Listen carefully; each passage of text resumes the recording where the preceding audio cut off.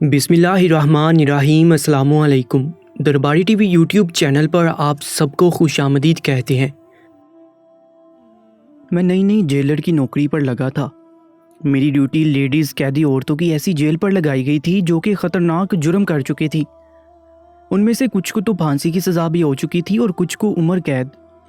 चूँकि मैं नया नया जेलर लगा था, इसलिए मेरे जज्बात हुब्बुल वतनी मेरे अंदर ताज़ा थे। क्योंकि ट्रेनिंग में हमें अपनी जान हथेली पर रखकर अपना फ़र्ज़ निभाने और फ़र्ज़ की खातिर जान को कुर्बान करने का जो दर्स दिया जाता है, हम उसी अज़म के साथ अपनी अपनी ड्यूटी को ज्वाइन करते हैं।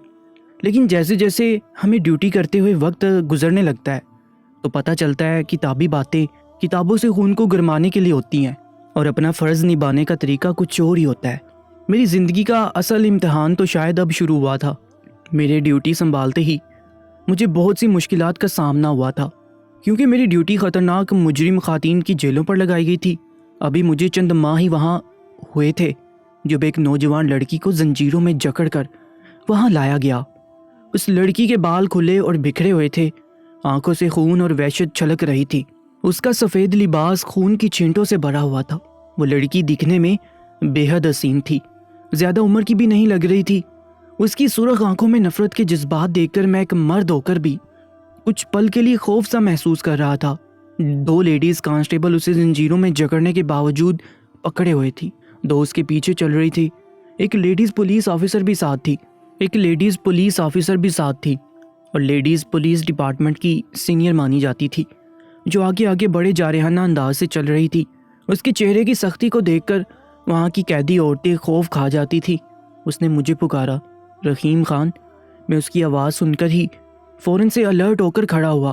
तमाम जेलों की चाबी मेरे पास थी। वो मुझसे कहने लगी, एक सबसे आखिर की बनी छोटी सी कोठरी को फ़ौरन से खोलो। मैं ये सुनते ही तेज़ी से उस राहदारी पर चलते हुए उस आखिरी कोठरी नुमा जेल पर पहुंच गया।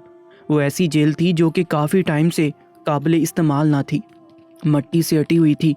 मैंने जेल का दरवाज़ा खोला तो उस लेडीज़ ऑफिसर ने उस लड़की को बाजू से पकड़ा और अंदर धकेलते हुए फेंका था। वो लड़की शायद ऐसे किसी अमल के लिए तैयार ना थी, इसलिए ज़मीन पर गिर गई। उस ऑफिसर ने उस लड़की को गुस्से और जारिहाना अंदाज से देखा और गुस्से से फंकारी, बड़े बड़े मुजरिम देखे हैं मैंने, लेकिन तेरी जैसी खबीस औरत नहीं देखी।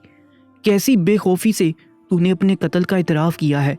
अब इस कोठरी से तू कभी भी बाहर नहीं निकल सकती। मैं देखती हूँ कि तू कैसे किसी और का कत्ल करती है। अब तू मेरे हवाले की गई है, तेरा मैं वो हशर करूँगी कि तू पनाह मांगेगी मुझसे। ये कहकर वो ऑफिसर उस जेल से बाहर निकली और मुझसे कहने लगी, ये लड़की बड़ी ख़तरनाक मुजरिम है, उसकी जेल पर मजबूत 2 ताले लगा देना और अपनी ड्यूटी ज़्यादातर यहीं पर देना। मैं इस बात में सर हिलाने लगा, लेकिन मुझे उस लड़की की नाजुक सी सेहत देखकर ये नहीं लगता था कि वो इतनी ज़्यादा ख़तरनाक होगी। लेकिन सुनने में आया था कि उसने 3 कत्ल किए हैं और एक कत्ल तो किसी बड़े सियासतदान के बेटे का किया है। ये सुनकर मुझे याद आने लगा कि 3 माह पहले ये किसी मीडिया और ख़बरों की जीनत बना हुआ था कि एक सियासतदान के बेटे को इस बेदर्दी से मारा गया था कि उसकी लाश देखने वालों की रूह कांप उठी थी। कब से पुलिस उस नौजवान के कातिल को ढूंढ रही थी, लेकिन सुनने में आया था कि कातिल बहुत शातिर दिमाग का मालिक था। उसने कोई सबूत नहीं छोड़ा था कि पुलिस की बागडोर, इन्वेस्टिगेशन टीम सभी उस कातिल की शातिराना चाल पर हैरानो परेशान थे कि उसने बड़ी चालबाजी से ये काम किया था। मेरे लिए हैरानकुन बात यह थी कि ये सच में उस नौजवान का कत्ल एक नाजुक सी खूबसूरत दोशीज़ा ने किया है। मेरा दिल और दिमाग इस बात को मानने से कासिर था। जैसे वो नौजवान कत्ल किया गया था वो किसी अनाड़ी कातिल का काम नहीं था।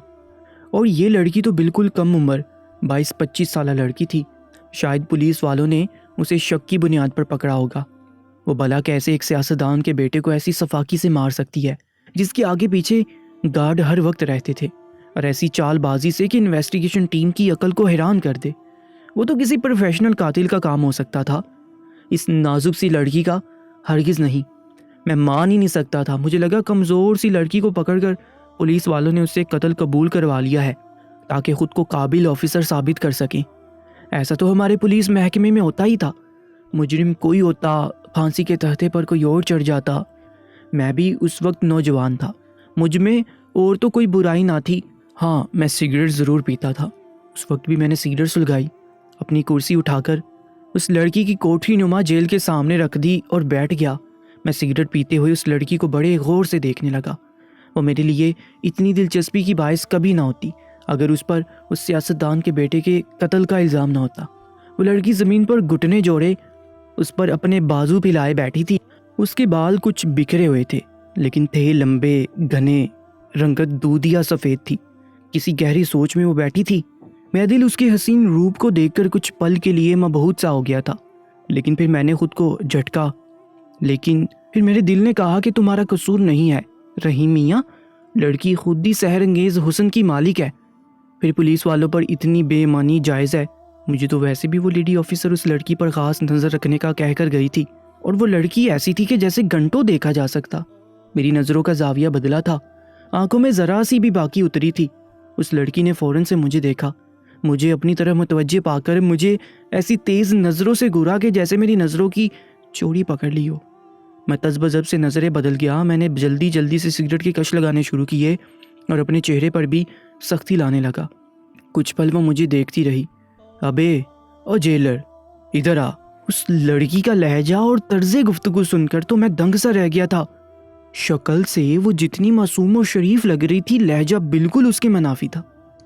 وہ بازاری عورتوں والا لب و لہجہ رکھتی تھی، آنکھوں میں تیزی بھی ایسی تھی۔ مجھے اس کے طرز مخاطب پر غصہ آنے لگا تھا۔ میں اس کا ملازم تھا جو مجھے یوں بلا رہی تھی۔ میں اٹھ کر اس جیل کی سلاخوں کے پاس آ گیا۔ میں نے کہا، یہ کیا بدتمیزی ہے؟ میری بات سن کر اس نے اپنی زنجیروں سے جکڑے ہاتھ جھاڑے، اٹھ کھڑی ہوئی، میرے پاس آ کر میری آنکھوں میں آنکھیں ڈال کر دیکھ کر بڑے کرخت لہجے میں بولی، سالے تیرے باپ کی جاگیر ہوں جو یوں مجھے ٹکر ٹکر دیکھ رہا ہے؟ چل ایک سگریٹ نکال کے دے مجھے۔ اس نے فوراً سے اپنا دایاں ہاتھ میرے سامنے کیا۔ میں تو اسے دیکھ کر ششدر سا رہ گیا تھا۔ کیسی بدتمیز اور بد لحاظ عورت تھی۔ پولیس والوں کا بھی ڈر اور خوف نہ تھا، مجھ سے سگریٹ بھی مانگ رہی تھی۔ آج تک میں نے عورت کا ایسا کوئی روپ دیکھا ہی نہیں تھا۔ وجہ شاید یہ تھی کہ میرے گھر کا ماحول بہت اچھا تھا۔ میری والدہ بہت ٹھنڈے اور دھیمے مزاج کی خاتون تھی، چھوٹی بہن بھی ایسی تھی۔ پھر میں نے آج تک ایسی عورتیں نہیں دیکھی تھیں۔ شاید وجہ یہ تھی کہ 12ویں پڑھتے ہی میں پولیس میں بھرتی ہو گیا تھا۔ میں برے اور قاتل مرد تو دیکھے، عورتیں بھی ایسی دیکھی تھی کہ مردوں کے مظالم کی وجہ سے ان کو قتل کر دیتی تھی، لیکن یہ عورت بہت عجیب تھی۔ اصولاً مجھے اس سے سختی سے بات کرنی چاہیے تھی، لیکن میں نے بجائے اسے کچھ کہنے کے اپنی جیب سے سگریٹ نکال کر اس لڑکی کی طرف بڑھا دیا۔ اس نے میرے ہاتھ سے پکڑا، منہ پر لگایا، اشارے سے مجھ سے ماچس مانگی کیونکہ اس کے ہاتھوں میں ہتھکڑی بندھی ہوئی تھی اور زنجیروں میں جکڑے ہوئے تھے۔ میں نے ماچس جلا کر اس کا سگریٹ سلگایا۔ میں دیکھنا چاہتا تھا کہ وہ لڑکی آخر ہے کیا چیز۔ وہ کسی عادی چرسی کی طرح سے سگریٹ پی رہی تھی۔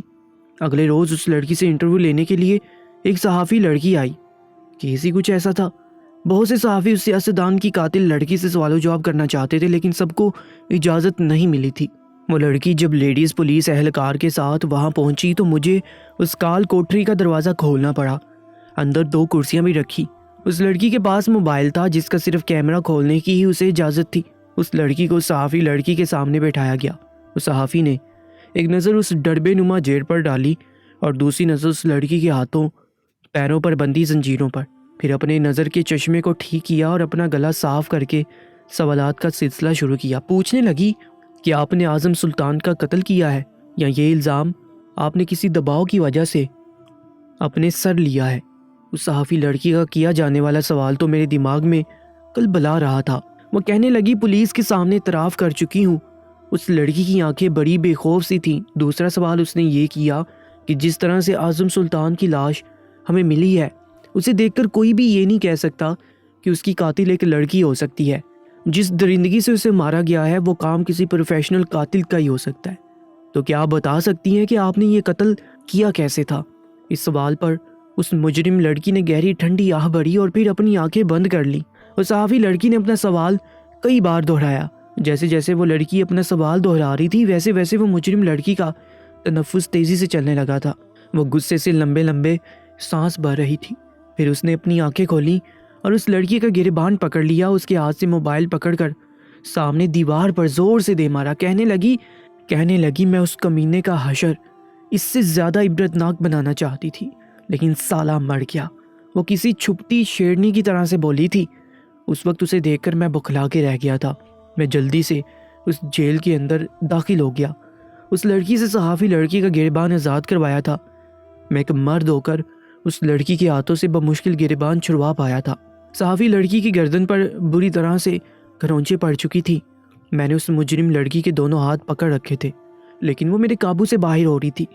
میں اسے پیچھے دھکیلتے ہوئے دیوار پر لگا دیا اور اس کے دونوں ہاتھوں کو بڑی قوت سے جکڑ رکھا تھا۔ ہتھکڑی، زنجیریں اور پھر میں، لیکن وہ لڑکی تھی کہ بے قابو ہوئی جا رہی تھی۔ ایک ہنگامہ سا مچ گیا تھا۔ میں نے اس صحافی لڑکی کی طرف پلٹ کر دیکھا جو بددہاسی سے لمبے لمبے سانس بھر رہی تھی۔ میں نے چلا کر اسے کہا کہ وہ جیل سے باہر نکل جائے۔ میری آواز سن کر وہ جلدی سے جیل سے باہر نکل گئی اور بہت سے اور بھی اہلکار شور سن کر اس جیل تک پہنچ گئے تھے۔ وہ لڑکی بھپڑی شیرنی کی طرح سے اپنا آپ مجھ سے چھڑوا رہی تھی۔ میرا یہ حال تھا کہ بمشکل اسے قابو کیے ہوئے تھا اور پسینے سے شرابور ہو چکا تھا۔ وہ لڑکی شاید دکھنے میں ہی لڑکی تھی، اس میں اس وقت کسی مرد جیسی طاقت تھی۔ جب دوسرے اہلکار وہاں آئے تو انہوں نے میری مدد کی۔ وہ صحافی وہاں سے جا چکے تھے۔ اس لڑکی کا جنون بھی بے تحاشا چلانے اور مسلسل چھڑوانے کی جدوجہد کرنے سے مانند بڑھ چکا تھا۔ اسے دوبارہ سے جیل میں بند کر دیا گیا تھا۔ 1 گھنٹے بعد وہ ہانپتے ہوئے زمین پر بیٹھ گئی، شاید تھک چکی تھی۔ خود کو زنجیروں سے آزاد کروانے کی کوشش میں جس طرح سے اس نے ان زنجیروں کو کھینچا تھا، اس کے ہاتھوں پیروں سے خون ریسنے لگا تھا۔ بے حال ہو کر وہ سو چکی تھی۔ میں نہیں جانتا تھا کہ اس ذرا سے سوال پر اس کا اتنا خطرناک رد عمل دیکھنے کو ملے گا۔ آخر کوئی تو وجہ تھی جو وہ اس طرح کا رد عمل ظاہر کر رہی تھی۔ اس نے جس اعظم سلطان کا قتل کیا تھا، اس بات کو اب میں دل سے ماننے پر مجبور ہو چکا تھا۔ وہ کر سکتی تھی جو کچھ دیر پہلے میں نے دیکھا تھا۔ مجھے یقین ہو چکا تھا کہ وہ لڑکی کچھ بھی کر سکتی تھی، لیکن وہ کیا کچھ کر سکتی تھی؟ اس کا اندازہ مجھے اس وقت ہوا جب رات کو اس کی جیل میں وہی لیڈیز آفیسر ڈنڈا ہاتھ میں پکڑے بڑے غصے اور جارحانہ انداز سے اس جیل میں داخل ہوئی اور پھر اس لڑکی پر ڈنڈے برسانے لگی، کہنے لگی، تو نے جیل کو اپنی بدماشی کا اڈا سمجھ رکھا ہے، آج میں تیری ساری بدماشی نکال دوں گی۔ وہ لڑکی کچھ دیر تو بڑے ضبط سے وہ ڈنڈے سہتی رہی، جسے سہنا ایک عورت کے لیے آسان نہ تھا۔ وہ آفیسر انتہائی غصے میں تھی، اس لیے اپنی پوری طاقت اسے مارنے میں لگا رہی تھی۔ ایسے ڈنڈوں پر عورتوں کی چیخو پکار جیل میں دور دور تک سنائی دیتی تھی، لیکن وہ لڑکی کمال کا ضبط رکھتی تھی۔ اس نے جیل کی سلاخوں کو زور سے تھام لیا تھا اور اپنی آنکھیں بند کر لی۔ اس کے چہرے پر درد کے آثار صاف دکھائی دے رہے تھے، لیکن اس نے اپنے لب بھینچ رکھے تھے۔ میں نے اف کی آواز تک اس کے لبوں سے نہیں سنی تھی۔ میرے لیے وہ لڑکی ایک پہیلی بنتی جا رہی تھی۔ جب وہ آفیسر مار مار کر ہانپ گئی تو اسے مغلیات بکتے ہوئے چلی گئی۔ پسینے سے شرابور تو وہ لڑکی بھی ہو چکی تھی۔ مجھے جس بات نے حیرت میں ڈالا تھا اس لڑکی کا ضبط تھا۔ میں نے اپنی زندگی میں ایسی عورت نہیں دیکھی تھی۔ عورت بہت کمزور سی ہستی ہوتی ہے، ذرا سی چھڑی ہاتھ پر لگ جائے تو دہائی ڈال دیتی ہے، اور جس صفاکی اور جارحیت کا مظاہرہ اس آفیسر نے اس لڑکی کے ساتھ کیا تھا، یقیناً اس لڑکی کی کمر ان ڈنڈوں کے نشانات سے داغدار ہو چکی ہوگی۔ وہ بے حال ہو چکی تھی، اس کا سانس بری طرح سے پھول رہا تھا۔ اس سلاخوں کے سہارے سے وہیں بیٹھتی چلی گئی، پھر لڑکھڑاتی زبان سے پانی مانگنے لگی۔ مجھے نہ جانے کیوں اس کی حالت دیکھ کر ترس آیا تھا۔ میرے ساتھ پانی کی ایک بوتل رکھی تھی جو میں نے اپنے پینے کے لیے رکھتا تھا۔ میں نے وہی بوتل اٹھائی اور اس کا کیپ ہٹا کر اس لڑکی کے پاس چلا گیا، لوہے کی سلاخوں کے اندر سے اس کی طرف بڑھائی۔ لو پی لو پانی۔ میرا لہجہ خود بخود ہی دھیما سا پڑ گیا تھا۔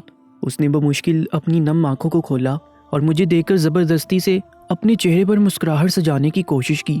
اپنے کپکپاتے ہاتھ اس نے میری طرف بڑھائے، لیکن اس کے ہاتھوں میں اتنی لرزش تھی کہ شاید وہ پانی کی بوتل نہیں پکڑ پاتی۔ مجھے نہیں پتا مجھے اس پر ترس کیوں آ رہا تھا۔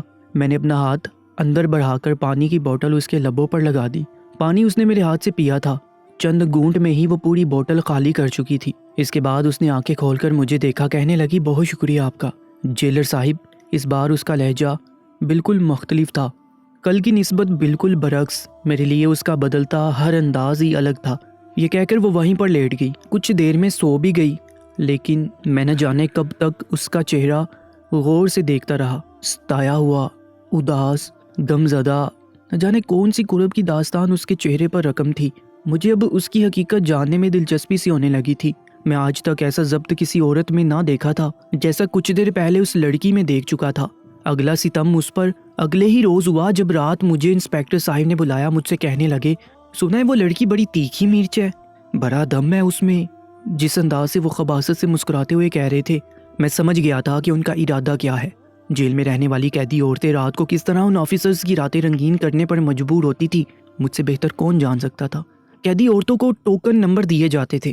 وہاں پر اس عورت کی باری سب سے پہلے آفیسر کے کمرے خاص میں لگتی تھی، جو خوبصورت ہوتی تھی، اور وہ لڑکی تو حسن میں اپنی مثال آپ تھی۔ مجھے دکھ تو ہوتا تھا یہ سب دیکھ کر، لیکن اس لڑکی کے لیے میرے جذبات کچھ الگ انداز سے ہوئے۔ آفیسر نے اپنے سر سے ٹوپی اتاری، اپنی شرٹ کے اگلے بٹن کھول کر کہنے لگا، ایک جھلک دیکھی تھی میں نے آج اس لڑکی کی کمبخت حسن کی دیوی لگ رہی تھی۔ تب سے گھڑی کی سوئیوں کو دیکھ رہا ہوں کہ کب رات اپنے عروج پر پہنچے۔ یہ کہہ کر انہوں نے مجھے مسکرا کر دیکھا تھا۔ میرا دل سینے میں یوں تھا دھڑکنا بھول گیا ہو۔ کہنے لگے، جا اسے میرے کمرے میں چھوڑا، آج کی رات کا ریمانڈ میں اس سے اپنے طریقے سے لوں گا۔ ان کی آنکھوں میں ہوس کی چمک دیکھ کر میں جھرجھری سی لے کر رہ گیا تھا۔ مرد آفیسر ایک قیدی لڑکی سے کیسا ریمانڈ لیتے تھے، اس بات سے کون ناواقف تھا؟ میں اس وقت اس آفیسر کے حکم کا غلام تھا، لیکن میرا دل اس لڑکی کے لیے بے چین سا ہونے لگا تھا۔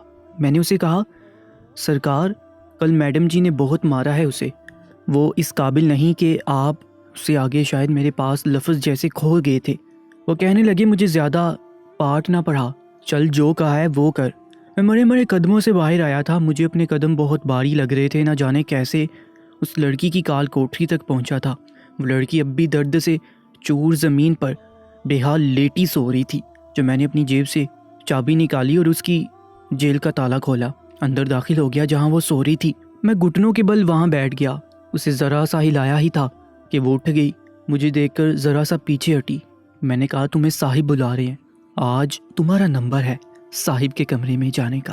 میری بات سن کر اس نے ایک نظر مجھے دیکھا، پھر اٹھ کر بیٹھ گئی، سلاخوں کے سہارے سے کھڑی بھی ہو گئی۔ کہنے لگی، چلو کہاں جانا ہے؟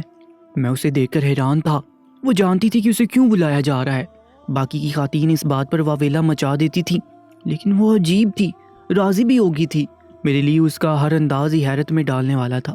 میں اسے اپنے ساتھ سہارا دے کر اسے اس کمرے میں لے گیا۔ وہ بیڈ پر بیٹھ کے بال بکھرے ہوئے تھے، اپنی قیدیوں والی وردی پہنے ہوئے، اور لڑکی اب بھی درد سے چور تھی۔ میں کمرے سے واپس آ گیا، میرا سارا دھیان اس لڑکی کی طرف ہی تھا۔ وہ آفیسر اس کمرے میں جا چکا تھا، میں 15 منٹ میں 4 سگریٹ پی چکا تھا۔ پتہ نہیں کیوں، لیکن میں اس لڑکی کے لیے جو جذبے دل میں رکھ چکا تھا، میری بے چینی بے قراری مجھے ایک پل چین نہیں لینے دے رہی تھی۔ لیکن ابھی آدھا گھنٹہ ہی گزرا تھا جب وہ اس کمرے کا دروازہ کھلا تھا۔ مجھے حیرت ہوئی تھی، کیونکہ رات بھر اس کمرے کے دروازے کھلنے کا کوئی امکان نہ تھا۔ میری نظریں اس کمرے کے دروازے پر ہی جمی ہوئی تھی۔ کمرے سے باہر وہ لڑکی نکلی تھی، اس کے کپڑے خون سے بڑے دیکھ کر میری جان ہی تو نکل گئی تھی۔ وہ لڑکھڑا رہی تھی، اس کے ہاتھ بھی خون سے لت پت تھے۔ مجھے لگا شاید آفیسر نے اسے اذیت دی ہے۔ میں بھاگ کر اس تک پہنچا تھا، اسے سہارا دیا تو وہ مسکرانے لگی، کہنے لگی، آج میں نے اپنی آخری مجرم کو بھی مار ڈالا، بس اب مجھے کوئی پرواہ نہیں۔ یہ الفاظ سن کر تو میرے ہوش ہی اڑ گئے تھے۔ میں کمرے کے اندر جا کر دیکھا تو آفیسر کے گلے سے خون کے فوارے نکل رہے تھے، وہ تڑپ رہا تھا۔ میں یہ دیکھ کر حیران تھا کہ اس لڑکی نے اسے مارا کیسے تھا، اس کے پاس تو ایسا کوئی ہتھیار نہ تھا۔ میں نے چلا کر کہا، یہ تم نے کیا کیا ہے؟ ایک آفیسر کا قتل کر دیا۔ اس وقت سناٹا تھا، اس لیے میری آواز گونج رہی تھی۔ میری آواز سن دوسرے پولیس والے وہاں پہنچ گئے۔ تب تک وہ آفیسر مر چکا تھا۔ ایک احرام سا مچ گیا تھا، اور وہ لڑکی ہنس رہی تھی، کہہ رہی تھی، میری جیل آنے کا مقصد پورا ہو گیا، میں نے اسے مار ڈالا۔ اس لڑکی کو دوبارہ اسی کوٹری میں ڈال دیا گیا۔ میں اس لڑکی کے اعتراف جرم کو اب سمجھا تھا۔ شاید اس لڑکی نے اس سیاستدان کے بیٹے کا قتل کا الزام اپنے سر لینے کا اس لیے کہا تھا کہ وہ جیل میں بند ہو سکے۔ اس کی اصل دشمنی شاید اس آفیسر سے تھی جسے وہ مار چکی تھی۔ میں تو اس لڑکی کی عقل اور جرأت پر جتنا حیران ہوتا اتنا کم تھا۔ جیسے وہ جیل میں آئی اور کس طرح سے اس نے ایک قیدی ہوتے ہوئے اس آفیسر کو مار ڈالا۔ وہ نڈر تھی، یہ اس کی آنکھیں بتاتی تھی، شاید اسے موت کا بھی کوئی خوف نہ تھا۔ اپنے سر پر کفن باندھ کر یہاں تک آئی تھی، لیکن اصل بات سے میں اب بھی انجان تھا۔ اس لڑکی کو موت کی سزا سنا دی گئی تھی۔ میری آنکھوں سے بھی آنسو جاری ہو چکے تھے۔ میرا خود پر اختیار نہ تھا، شاید مجھے اس سے محبت ہوگی تھی۔ 15 دن بعد اس کو پھانسی ہونے والی تھی۔ میں اس کے پاس جا کر بیٹھ گیا۔ میں نے کہا، تم نے ایسا کیوں کیا؟ میری بات سن کر اس نے کوئی جواب نہیں دیا، اپنی نظریں بدل گئی، جیسے مجھے کسی بات کا جواب نہیں دینا چاہتی ہو۔ لیکن میرے رونے پر وہ مجھے حیرت سے دیکھنے لگی، کہنے لگی، موت کی سزا مجھے سنائی گئی ہے اور وہ تم رہے ہو، وہ بھی پولیس محکمے میں ہوتے ہوئے؟ میں نے کہا کیوں، ہم انسان نہیں ہوتے یا ہمارے سینے میں دل نہیں ہوتا؟ مجھے پہلے ہی اس پر غصہ تھا، میں اس کوشش میں لگا ہوا تھا کہ اسے سیاستدان کے بیٹے کے قتل کی سزائے موت نہ ہو۔ ایک وکیل سے بھی بات کر چکا تھا، لیکن وہ تو ایک پولیس آفیسر کو بھی مار چکی تھی۔ کہنے لگی ہاں نہیں ہوتے پولیس والے انسان، ان کے سینے میں دل نہیں ہوتا، سالے بھوکے کتے ہوتے ہیں۔ اس وقت ہوس کی بھوک مٹانے کے لیے اگر انہیں عورت نہ ملے تو کمینے کتے بلی کو بھی نہ چھوڑیں۔ اس وقت وہ بے انتہا غصے سے کہہ رہی تھی۔ میں نے کہا ہر آفیسر ایسا نہیں ہوتا۔ میری بات سن کر کہنے لگی ہاں تم کچھ الگ ہو۔ میں نے کہا مجھے سچ بتاؤ تمہارے ساتھ کیا ہوا ہے، میں تمہیں بچانا چاہتا ہوں، اگر تمہارے ساتھ ظلم ہوا ہے تو میں تمہیں ضرور بچاؤں گا۔ میری بات سن کر وہ کھوکھلی سی ہنسنے لگی، پھر بولی کہ آج تک کسی مجرم کو سزا ملی ہے، کسی بے بس انسان کو انصاف ملا ہے جو مجھے بھی مل جاتا؟ بتاؤ جیلر ملتا ہے یہاں انصاف؟ میں نے بھی جائز طریقے سے انصاف مانگا تھا، پولیس والوں سے، عدالت سے، ہائی کورٹ سے، لیکن جس طرح سے میری آواز کو دبایا گیا یہ میں جانتی ہوں۔ آج میں جو کچھ بھی ہوں ان سالے پولیس والے اور چند سکوں پر بکے ہوئے ججوں کی وجہ سے ہوں۔ میں نے اپنے ساتھ ہوئے ظلم کا احتساب خود لے لیا ہے۔ اس کی آنکھیں اس وقت نہ جانے کس جذبے کے تحت سرخ ہو رہی تھی۔ میں نے کہا مجھے بتاؤ کیا ہوا تھا تمہارے ساتھ؟ میں سننا چاہتا تھا کہ اس کے ساتھ ایسا کیا ظلم ہوا تھا۔ مجھے دیکھ کر کہنے لگی میں ایک شادی شدہ عورت ہوں، میرا بیٹا بھی تھا، میں اور میرا شوہر اور بچہ ہم موٹر وے سے لاہور سے اسلام آباد جا رہے تھے۔ آدھی رات کا سفر تھا جب ہماری گاڑی بیچ راستے میں خراب ہو گئی۔ اس وقت نہ قریب کوئی میکینک تھا نہ ہی گاڑیوں کا زیادہ رش، سردی بھی بہت تھی۔ میرے شوہر نے گاڑی ایک کونے میں کھڑی کی اور باہر نکل کر دائیں بائیں کسی مددگار کو دیکھنے لگے، لیکن اس بہر گاڑیوں کا رش بالکل نہ تھا، روڈ خالی تھا، پھر دھند بھی بہت تھی، سردی بھی عروج پر تھی۔ ایسے موسم میں موٹر وے پر حادثات بھی بہت زیادہ ہوتے تھے، کیونکہ دھند سے سامنے کی گاڑی بھی بعض اوقات نظر نہیں آتی تھی، اس لیے لوگ کم ہی سفر کرتے تھے۔ میں اپنے بیٹے کو سلا کر پچھلی نشست پر لٹا کر باہر آ گئی۔